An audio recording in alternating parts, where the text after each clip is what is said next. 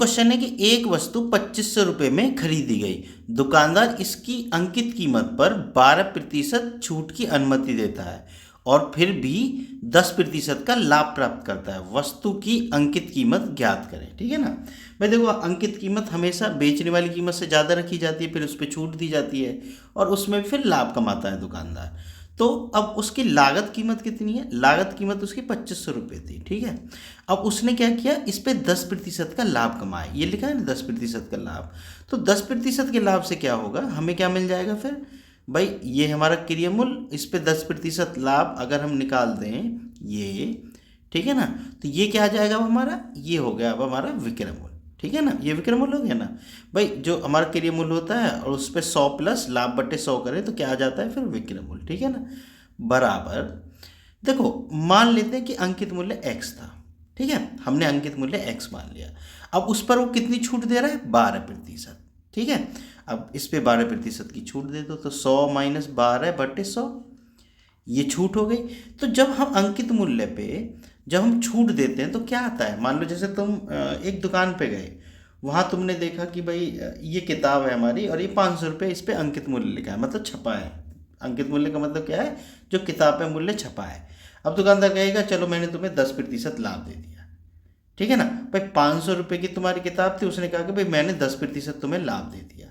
ठीक है, ओ सॉरी, आपको 10% की छूट दे दी मैंने। ठीक है ना, तो तुम क्या करोगे, 100 माइनस 10 करके और घटा के देखो कितने की पड़ी भाई हमें किताब। तो 500 गुना 90 बटे 100 है ना, 2 जीरो से 2 जीरो कट गई, अब 5 ना 45, मतलब 450 रुपये की तुम्हें किताब पड़ी। तो ये 450 रुपये उस दुकानदार के लिए क्या है, ये उसके लिए तो विक्रय मूल्य और तुम्हारे लिए क्रय मूल्य हो गया। ठीक है ना, तो अब यहाँ किसकी बात हो रही है? यहाँ हो रही है दुकानदार की बात समझ में आ गई ना। तो उसके लिए विक्रय मूल्य क्या हो जाएगा, जो अंकित मूल्य है उस पर अगर तुम छूट दो तो वो क्या हो जाएगा, विक्रय मूल्य। अब वो देखता है कि भाई ये हो गया मेरा विक्रय मूल्य, अब वो देखता है ये विक्रय मूल्य मेरा और उस पर मुझे 10% का सॉरी ये मेरा क्रय मूल्य है, उस पर मुझे 10% का लाभ मिला। ठीक है ना, तो भी क्या आएगा, तो भी विक्रय मूल्य आना है ना। तो हमने विक्रय मूल्य और विक्रय मूल्य की दोनों की तुलना कर दी। अब हम बराबर तुलना कर सकते हैं। ठीक है ना, समझ गए ना बात को, कि अंकित मूल्य के बाद किसका नंबर आता है, विक्रय मूल्य का, और क्रय मूल्य के बाद अगर लाभ जोड़ दो उसमें तो क्या आता है, विक्रय मूल्य आता है। ठीक है ना, अब इसको हल कर लेते हैं।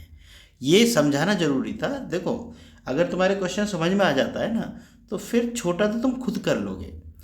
कोई टीचर तुम्हें छोटा करके दे दे वो कभी एग्जाम में तुम्हारे काम नहीं आएगा, क्योंकि वो तुमने छोटा नहीं किया है। तरीके हमेशा वो काम आते हैं जो तुम्हारे खुद के बनाए हुए हैं। शॉर्ट ट्रिक की बात कर रहा हूँ मैं, बाकी नहीं तो जो बेसिक सॉल्यूशन है वही एक टीचर आपको सिखा सकता है, वही सीखना चाहिए। कुछ होती हैं शॉर्ट ट्रिक्स जो समय समय पर कुछ आती हैं तो वो टीचर भी सिखा सकते हैं, लेकिन ज़्यादातर आपको खुद ही करना होता है। ठीक है ना, आपकी शॉर्ट ट्रिक कभी आप नहीं भूलेंगे खुद की बनाई हुई। तो सबसे पहले उसके क्या, तुम्हारे कॉन्सेप्ट समझ में आना चाहिए। ठीक है ना, तो मेरा यही प्रयास है कि आप लोगों को मैं कॉन्सेप्ट समझाऊँ।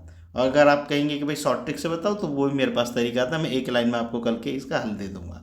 लास्ट में तो मैं वही बताता हूँ अभी, है ना, कैसे करते हैं शॉर्ट ट्रिक से। तो देखो ये 2500 गुना 110 बटे 100 बराबर कितना हो गया, x गुना 100 में से 12 के कितने, 88/100। ठीक है, तो देखो इस 100 से ये 100 हमने उड़ा दिया। ठीक है, अब देखो ऐसा करो 88 और 110 में, चलो मैं ऐसा करता हूँ पहले x बराबर कर देता हूँ, है ना। x बराबर क्या आया, देखो 88 क्या है, इधर गुना में x के साथ, इधर जाके किस में हो जाएगा, भाग में हो जाएगा, है ना। 2500 ठीक है गुना 110 बटे 88। ठीक है, अब करते हैं 11 का भाग 10 बार, 11 अट्ठे 88। ठीक, अब करो तुम 8 का भाग करो 2500 में, कितनी बार जाएगा भाई, 8 दो दिया 24, है ना, 1 0 बचे, 8 दूनी सॉरी 8 एकम 8 बचे 2, 8 दूनी 16 और 8 पंजे 40, ये आया। ठीक है, तो 312.5 गुना 10।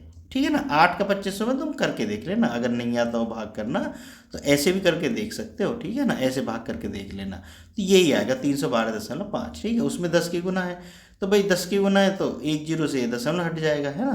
तो ये क्या आ जाएगा 3125 रुपीज, है कहीं ऑप्शन में, ये रहा। ठीक है। अब देखो बात आती है शॉर्ट ट्रिक की। अब मैं तुम्हें शॉर्ट ट्रिक से इसको जरा बता देता हूँ कैसे करना है। देखो मैं थोड़ा सा इसको मिटा दूँ ना, ये मैं मिटा देता हूँ और फिर मैं आपको शॉर्ट ट्रिक बताता हूँ कि एक्चुअल में जो टीचर शॉर्ट ट्रिक का जो दावा करते हैं या जो भी हैं वो क्या है।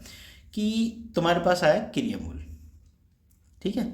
अब क्रिय मूल्य से अगर तुम्हें विक्रय मूल्य पे जाना है तो क्या करना होगा भाई, लाभ या हानि कोई सी एक लगानी होगी। तो यहाँ क्या दिया है, हमें लाभ दिया है, तो हमने लाभ कर दिया 100 प्लस 10/100, ठीक है। अब ये तुम चलेगी किस पे, क्रिय मूल्य पे पहुंच गए, अब सॉरी विक्रय मूल्य पे पहुंच गए यहाँ से, है ना। अब यहाँ से तुम्हें ये विक्रय मूल्य पे पहुंच गए, अब तुम्हें किस पे पहुंचना है, अंकित मूल्य पे। तो कैसे जाएंगे अंकित मूल्य पे, विक्रय मूल्य से जब हम अंकित मूल्य पे जाते हैं तो 100/100 माइनस जितनी भी छूट दी है, तो कितनी छूट दी है, 12% दी है ना, तो -12, ठीक है, बराबर हमारा क्या आ जाएगा, अंकित मूल्य। वो अंकित मूल्य की बात कर रहे हैं, मान लो x है, ठीक है, बात समझ में आ गई ना। जो आपका ये है, आपका जो विक्रय मूल्य है उससे अंकित मूल्य कैसे निकालते हैं, 100/100 माइनस जितनी भी छूट दी है, ठीक है। अब इसी को हमें हल करना है, तो भाई इसको हल कर लो जरा।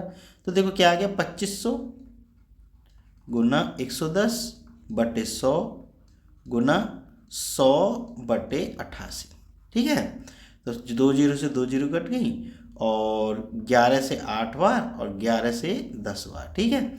तो जैसे 2500 में अभी भाग दिया था मैंने 8 का, यहाँ दिया था ना अभी भाग, जब आया था 312.5 है ना, तो ऐसे ही 8 का यहाँ भाग देंगे जब, तो ये आएगा 312.5 है ना, और उसकी 10 में गुना, सेम ही आ गया ना, बात समझ में आ गई ना।